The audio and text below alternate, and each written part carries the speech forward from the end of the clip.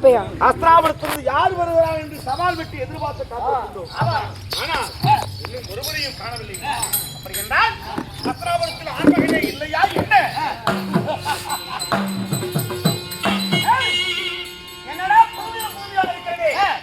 அலங்கோலப்படுத்தப்பட்ட இந்த நந்தவன பூந்தோட்டத்திலே யாரோ ஒருவன் அண்ணன் ஊஞ்சலானது கட்டி ஆடிக்கொண்டிருக்கிறான். அவனை அந்த ஊஞ்சலை இப்பொழுது அறுத்தருகிறேன்.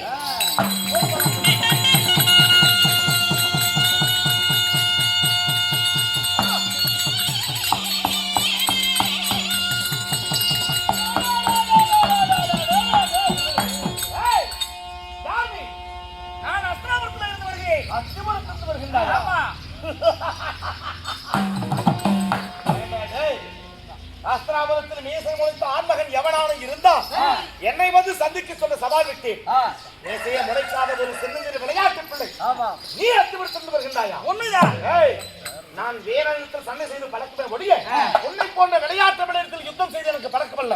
வாய்வெளி கடிகு சிறுத்தாலும் காரம் குறையாது. நீ வாய் பேச்சில வீரன் என்று தெரிகிறது. வாயெடுத்து வீசிப்பார் யார் போகிறாயா இல்லை உன் உயிர் விடுகிறாயா? உயிரை யார் விடுகிறார் என்று பார்ப்போம்.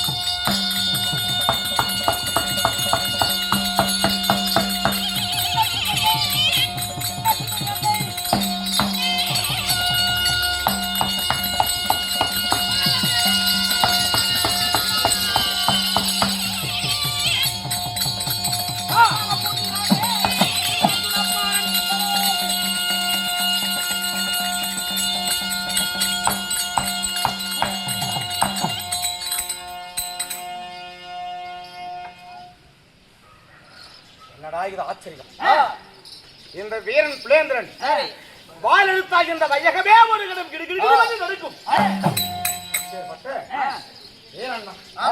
இவ்வளவு நேரம் இந்த சின்னஞ்சிறு விளையாட்டு பிள்ளைகளுக்கு சண்டை செய்தும் வெற்றி பெற முடியும்.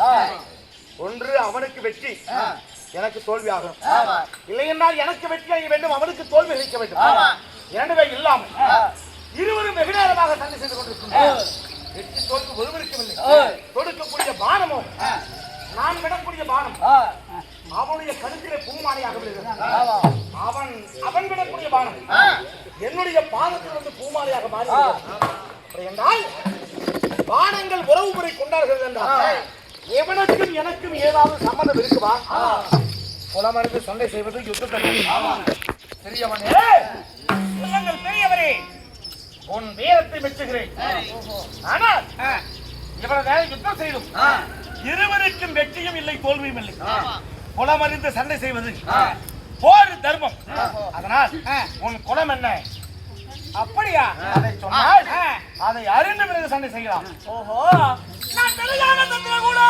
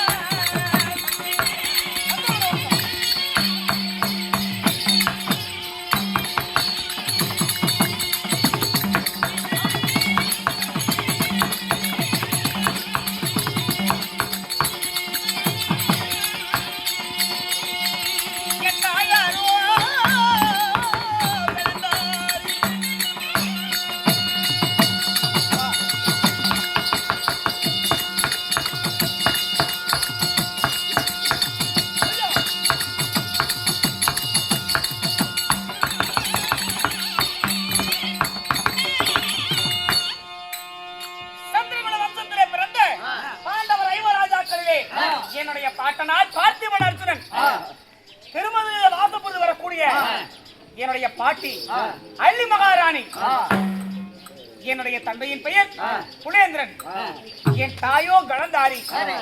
இருவருக்கும் சிறையிலே பூத்த சின்ன மலர் என் பெயர் சின்ன அர்ஜுனன். ஏதோ சின்ன பையன் நாங்க வந்த உடனே என்னோட சண்டை செய்து ஜெயிக்க முடியாம மகனே என்று உறவு கொண்டாடி உயிர் பிழைக்கலாம்னு பாக்குறியா? நீ சொன்னாயே சந்திரகுலம், அதே சந்திரகுலம் தான் என்னுடைய குடும்பம். உன் பாட்டனா அர்ஜுனன் சொன்னையே, அந்த அர்ஜுனனும் அஞ்சுமகா ராணியும் என்னுடைய தாயும் தந்தை இருவருக்கு பிள்ளையாக பிறந்த என் பெயர் புலேந்திரன். உன் தந்தை அப்பா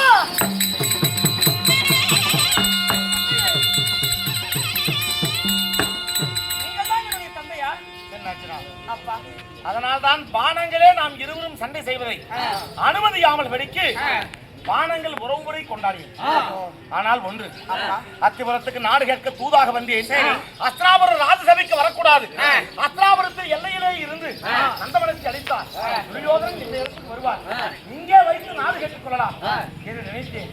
துரியோதனுக்கு பதிலாக என் பிள்ளை நீ வந்திருக்கின்றார். இப்பொழுதும் ஒன்று கெட்டு போகவில்லை.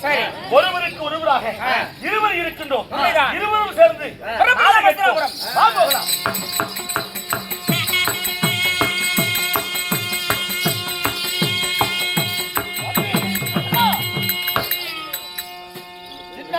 கொடுமை படித்து விட்டார்.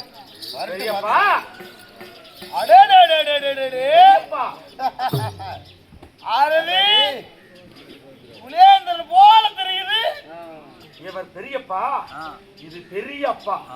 பெரிய ஆப்பிடாது. அப்படியா? அப்படி பேசு. ஆனா புலேந்திரா, நந்தவனத்தை அழித்தவன் நானே. அப்படியா? ஆமா. அழித்தால் அவிடம் வருவீர்கள், நாடு கேட்டுக் கொள்ளலாம் என்பதற்காக நினைத்தேன். நீங்கள் வருவதற்கு பதிலாக என் பிள்ளையை விடுத்திருப்பீர்கள். அதனால் சரி, நேற்று தினம் உலகமா முடிவர் நாடு கேட்க வந்தாராம். வந்ததற்கு நீ யார வந்து நாடு கேட்க? அண்ணனா, தம்பியா, சொந்தமா, பந்தமாண்டி எவன் வந்து நாடு கேட்க?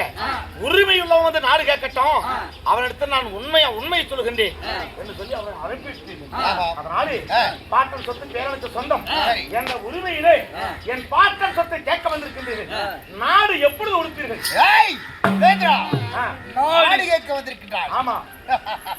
உங்களுக்கு நாடு வேண்டுமா? அடே புலேந்திரா, இப்பொழுது சொல்லுகின்றேன் கேள். உனக்கு நாடு வேண்டும் என்று கேட்டால் உன்னுடைய தந்தையார் இருக்கிறாரே, யார்? தர்மராஜன். தர்மனை போய் யாருகிட்ட நாடு கேட்க சொல்ற? யம தர்மன் கிட்ட போய் கேட்க சொல்லு. ஏன் என்று கேட்டால் யம தர்மனுக்கு பிறந்தவன் தான் உங்க பெரியப்பன் தர்மராஜன். பீமன் இருக்கின்றானே, பீமன், அவன் எங்க போய் நாடு கேட்க சொல்ல தெரியுமா? இதோ வாயு பகவானத்திலே போய் கேட்க சொல். ஏனென்று கேட்டால் அவன் வாயு பகவானுடைய அம்சையிலே பிறந்தவன். அதனால அங்க போய் கேட்க சொல்ற நாடு. என்ன உங்க அப்பா இருக்கிறானே அர்ஜுனன், அர்ஜுனன் நாடு வேணும்னு சொல்லி சொன்னா தேவேந்திரனை போய் கேட்க சொல்லு. ஏன்னு கேட்டா ஒப்பன் தேவேந்திரனுக்கு பிறந்தவன், அவங்கிட்ட போய் நாடு கேட்க சொல்றா. சொல்றா தம்பி மீறிய நகலன் சகோதரன் அசுவிதா வர பிறந்தவங்க பிறப்ப பிறந்த பஞ்சப்பனாதி பசங்க ஏன்னா எங்க சித்தப்பனுங்க போறக்கட்டும், சித்தப்பனுங்க பிறந்துக்கிட்டோம் நாடு கொடுக்குறேன்டா. இங்க வந்து நாடு கேட்கறியே, எவன்டா கொடுப்பா நாடு உங்களுக்கு? ஏய் கட்டளை இருக்குல்லப்பா, இந்த கிணட்டு சிங்கங்களை வெட்டி கொன்று கூறு போடுகிறது.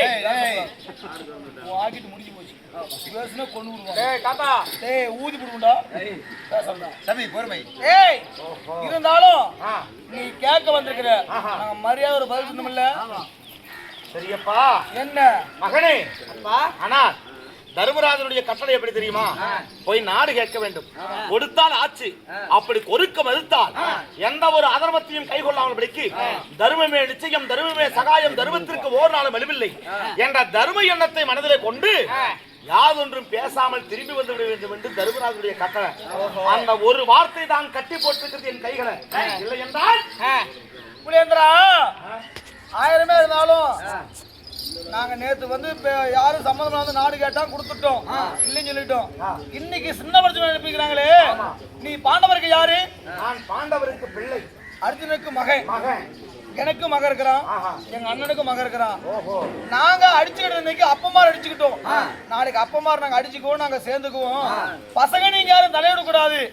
ஏன்னா எங்க அண்ணனுக்கு 64 பிள்ளைகள் இருக்குது. 64 பிள்ளை வந்து நீ இன்னைக்கு பாண்டவதான் தெரியாம ஒண்ணு இன்னைக்கு அனுப்பிட்டாங்களே, நாங்க நாளைக்கு சண்டைக்கு அவங்க அனுப்ப முடியுமா சொல்லு பாக்கலாம். பசங்க நீங்க தலையிட வேண்டாம். உங்க அப்பே யாரோ வந்து கேட்டா பாக்கலாம், யாரோ வந்து கேட்டா அப்புறம் பாக்கலாம். இன்னைக்கு வந்து உங்ககிட்ட முடியாது, போயிட்டு வா. அப்பா. ஆனா என்னோடு நீ வரலாம் என்று நினைத்தானோ வர முடியாது. ஏனப்பா? என் தாயார் அன்னிமகாராவுடைய கட்டளை அப்படின்னா எங்க துரியோதனாதிகளுடைய கூட்டம் என்னன்னு சொல்லி உங்க அம்மா அழைச்சிட்டு வந்தது என்னவென்று? தாய் மாமன் சீர் தருகிறேன் அப்படின்னு பொய்யான வார்த்தை சொல்லி உன் தாயை அழைத்து வந்தாங்க, சிறைச்சாலையில போட்டு அனுப்பிச்சாங்க. பிள்ளையாக நீ பிறந்த அப்போது சத்தியம் செய்திருக்கிறார், எந்த சீரு கொடுக்கறன்னு சொல்லி சொன்னியோ அந்த சீரை நீ என்னைக்கு தரையோ அன்னைக்குதான் என்னுடைய மருமகனையும் என் பேரனையும் கூட்டிட்டு போனேன் அப்படின்னு எங்க அம்மா அன்னிமகாராஜுடைய உத்தரவு.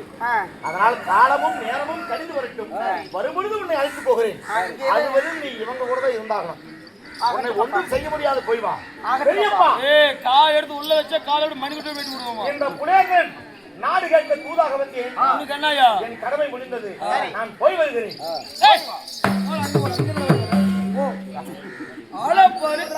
போக வேண்டும். வண்டி டெம்பு அங்க நிக்குது. என் தாய் அன்னிமகாராஜுக்கு நான் வந்து தகவல் சொல்ல வேண்டும். அந்த டெம்பு அங்க இருக்கு, இருக்கும்.